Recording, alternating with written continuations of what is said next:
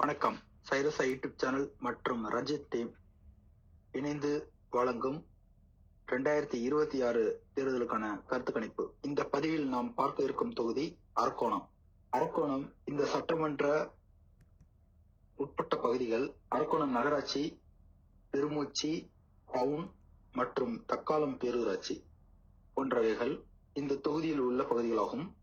இந்த சட்டமன்ற தொகுதியில் நடந்த தேர்தலில் இதுவரை வெற்றி பெற்றவர்கள் அதிமுக 6 முறையும், திமுக 7 முறையும் வெற்றி பெற்றுள்ளது.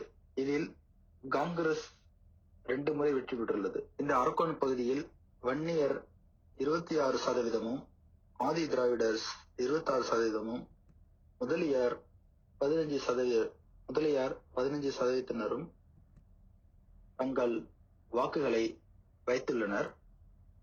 இந்த பகுதியில் இவர்களுடைய செல்வாக்கு யார் பெறுகிறார்களோ அவர்களுக்கான வெற்றி இந்த பகுதியில் நிச்சயம். இந்த பகுதியில் தற்போது 2021 தேர்தலில் வெற்றி பெற்றவர் அஇஅதிமுகவை சார்ந்த ரவி. இவர் பெற்ற வாக்குகள் 85,399, சதவீத அடிப்படையில் 50.31.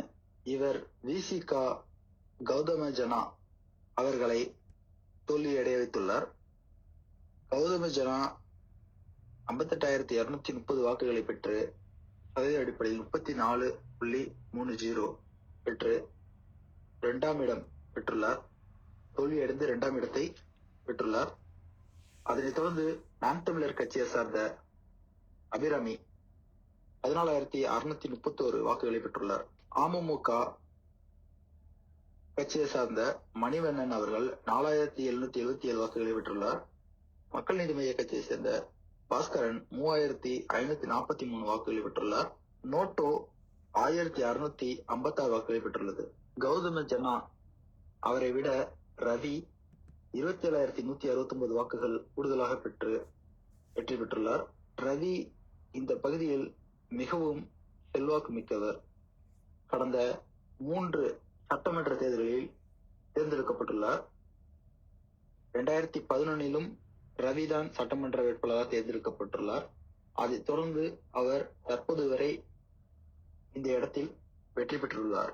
இவரின் செல்வாக்கு மக்களிடத்தில் அதிகமாகவே உள்ளது.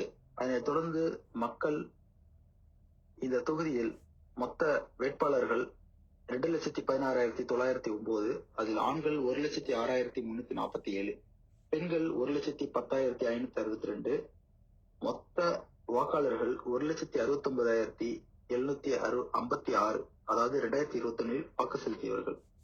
இதில் நோட்டோ கிடைத்த வாக்குகள் 1,656. இந்த அரக்கோணம் தொகுதியின் 2026 தேர்தல் கருத்து கணிப்பை தற்போது பார்க்கலாம். அதில் மக்களின் செல்வாக்கை பெற்று முதல் இடத்தில் உள்ளது தமிழக வெற்றி கழகம்.